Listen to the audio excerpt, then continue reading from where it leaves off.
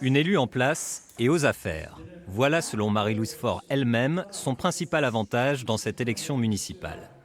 La maire de Sens a dû faire face et gérer la crise du coronavirus.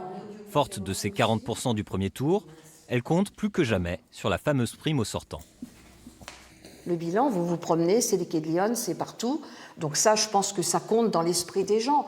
Je pense que la crise, c'est peut-être un petit plus, mais rien n'est jamais gagné. Et ce qui serait quand même intéressant, c'est effectivement, si je dois gagner, c'est pas à gagner à 10 voix, quoi. Voilà.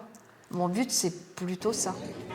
La maire de Sens et candidate LR aura face à elle la liste de Laurent Moinet, croisée ici, place de la République.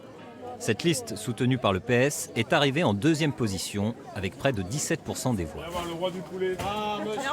Mais Laurent Moinet, ex-directeur de cabinet de l'ancien maire Daniel Paris, n'a pas su rassembler davantage. Pas d'alliance avec les écologistes, qui partiront seuls de leur côté, et ce malgré le risque de laisser un boulevard à Marie-Louise Faure. Ça, c'est une réflexion mathématique. Nous, on va raisonner plutôt sur des projets et sur des alliances possibles. C'est-à-dire qu'à un moment donné, on ne peut pas s'entendre avec l'extrême gauche en l'état, qui sont des extrémistes dogmatiques. Et nous, on est plutôt sur un raisonnement projet et un large rassemblement au centre-gauche et centre-droit.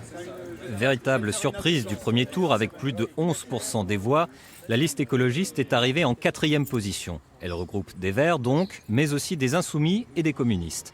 Elle a refusé de fusionner et Mathieu Bitoun, la tête de liste, l'assume totalement.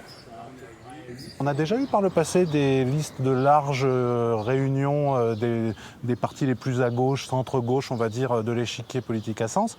On a vu ce que ça a donné avec l'explosion en vol du mandat de M. Paris, des gens qui sont partis dans tous les sens. Je ne suis pas persuadé que ce soit meilleur pour la ville que d'avoir Marie-Louise Faure qui gagne et qui fera son projet. Il est mauvais, mais voilà, ça n'explosera sans doute pas en vol. Pas de police, pas de paix, pas de police. Avec une manifestation de soutien aux policiers devant le commissariat de Sens, Julien Audoul et ses colistiers ont décidé d'occuper le terrain. Le candidat RN plaçait de grands espoirs dans cette élection, mais sa liste n'est arrivée qu'en 3e position avec près de 15% des voix. Pour autant, il croit encore à la victoire.